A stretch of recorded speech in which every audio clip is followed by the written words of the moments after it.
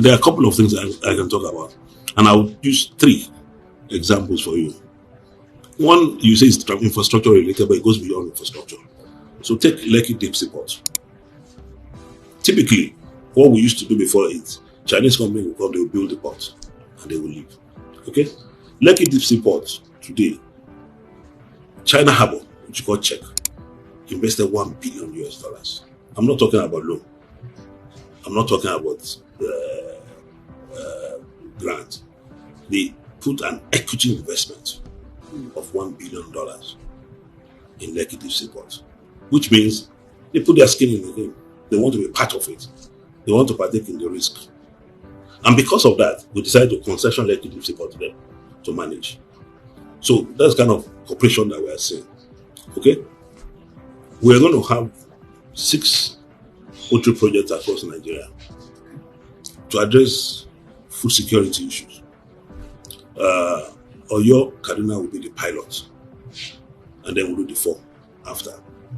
Each of those poultry farms is supposed to produce 1 million eggs a day. That means the 2 will produce 2 million eggs a day. By the time we have the 6 million eggs a day, each one is supposed to have 1 million laying hens and 300,000 boilers. Each one of those poultry farms is supposed to have its power generating plant, supposed to have its abattoir, have its hatchery.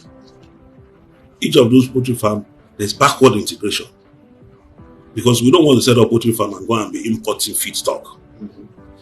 Each poultry farm will have 10,000 hectares of land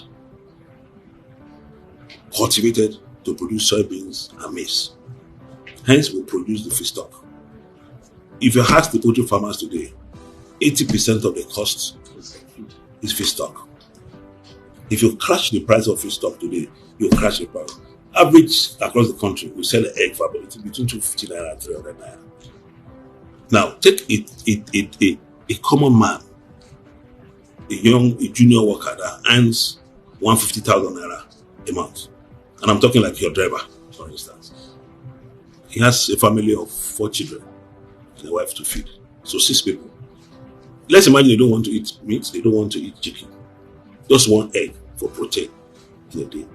So at 300 naira, that's 1,800 naira.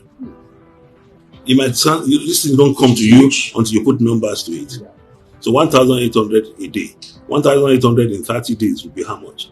Almost 50-something thousand naira. So the guy takes 50-something thousand naira out of his 150,000 naira to buy egg. You haven't talked about gari. You haven't talked about rice. You haven't talked about soup. You haven't talked about bread. You haven't talked about his house rent. You haven't talked about how he commits himself to work. So the only thing that this government is interested in, President Bola Ahmed Tinubu, in his bold and audacious initiatives, look, let's have 6 of this poultry farm. We went to a farm in China, in Beijing, that is producing 2.5 million eggs a day. When you get there, it's like eggs just coming from everywhere. 2.5 million eggs. We saw the sheds. We're not allowed to go to the sheds where the laying hens were because of diseases, infection. But we saw the eggs rolling on the belt, like on conveyor belt, as if your luggage is coming in the airport. And as they were doing, they were packing it. So that's what we want to replicate. And President Bola Ahmed Tinubu has, graciously granted that, we start 2 immediately. 1 in the north, 1 in the south. 1 in Oyo State, 1 in Kaduna. 2 million eggs with cooperation of Chinese. They'll come, do the farm, set up the poultry, make sure the conditions are right, produce the feedstock, help us manage it over 5 years or more, and then hand it over to Nigerians. And the plan is that after 5 years, we'll offload these shares on the floor of Nigerian Stock Exchange so that Nigerians can own this. And not only that, in his wisdom, Mr. President is also saying 50% of the feedstock that is produced from each of those poultry farms should be meant for the other poultry farmers, so that they are not out of pocket. So you don't start producing and selling at 15 naira somewhere, while the man whose livelihood depends on his small poultry farm is out of pocket. You give him those feedstock at subsidized price. We're working out the details. In the next 3 months, Nigeria will hear more about it. We believe construction work should start by March at those 2 locations, bearing all necessary, approval and fine-tuning. So that's another initiative, you understand? There are moribund projects in Nigeria. I'm sure you've heard of Ajaokuta. You've heard of Hascom. You've heard of Alaja and the rest of them. With a corporation, no country can industrialize without steel production. And Ajaokuta was built in 1984. Since 1984, we've not done anything about Ajaokuta. This president, in his wisdom and his bold approach, we must revive it. I tell you today, the requirement for steel in Nigeria about 10 million metric tons per annum. What we produce in Nigeria today is about 1.2 million metric tons. Okay, so the rest we import. But even the 1.2 million metric tons that is produced today are likely from scraps. Like I mentioned, if you look at about 3, 4, 5 companies, one of the topmost companies in steel today is an Indian company. We have some other Chinese companies. One of them is producing from iron ore. The rest are doing scraps. So they pick up scraps all over the country. When you go to their factory, you see almost like 10-kilometer lineup of trailers. Both scraps, pick up scraps all over Nigeria and bring it to their factory. They melt it and then recycle it. But that's not sustainable. Okay? We have huge deposit of iron ore in Itakwe. We have in Ogun State, we have in Kogi. So why don't you harness what we have? So we're working with Chinese company to revive Ajaokuta. As we're doing that, we're also working with Chinese company to do the logistics. Rail that comes from Warri Port all through to Ajaokuta, passes through Alaja, Itakwe, before it gets to Ajaokuta. The road itself and the waterways. When Ajaokuta was designed, if you've been there before, port was there. Loading port. We need to dredge it. We need to dredge Warri Port so that big vessels can come in there. We have proposals. President has approved that we'll go ahead. And then once we finalize all the agreements and the details, these are the kind of cooperations that we're having with China.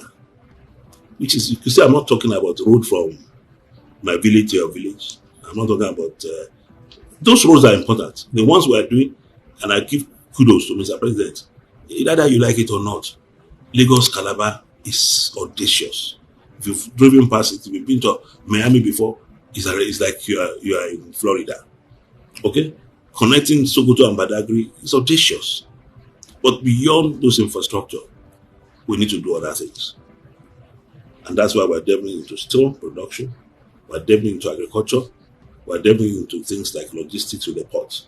So that's just snippets of some of the things that we're doing that substantiate what I said earlier. We're shifting from, infrastructure to developmental programs. And not only that, all we're looking at the end of the day is how do we add value addition, how do we create jobs for our people, how do we reduce imports so that we're less dependent and our dollar exchange rate to naira becomes a bit more stable. If you do get all these things right, it will stabilize our dollar FX rate. We're talking to China to also have a real workable swap transaction between yuan and naira.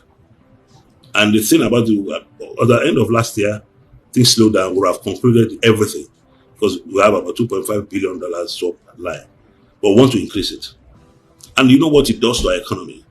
What it does to the economy is that it means that I can pay money into my first bank account in naira. I get to China, I take yuan. But today, what do people do? You take your naira, you buy dollar. When you get to China, you change your dollar to yuan. So again, it's still putting pressure on dollar demand in Nigeria. But a man that's going to China, he doesn't need dollar. He needs yuan. So if you can convert from naira to yuan, yuan to naira, it puts less pressure on the dollar-naira exchange rate. And, gives us comfort. You can see that from CBN statement, Governor Cardoso, you see that our reserve is going up, about 50 billion today. It also gives us some level of comfort. When you have a reserve of that level, when you want to do swap, when you want to do exchange, it gives you comfort.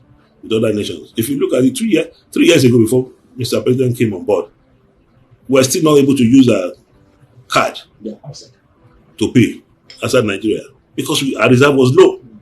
Today, because of the reserve level of FX, we have reached agreements with international community and you can use those things. The same, you can use them in China.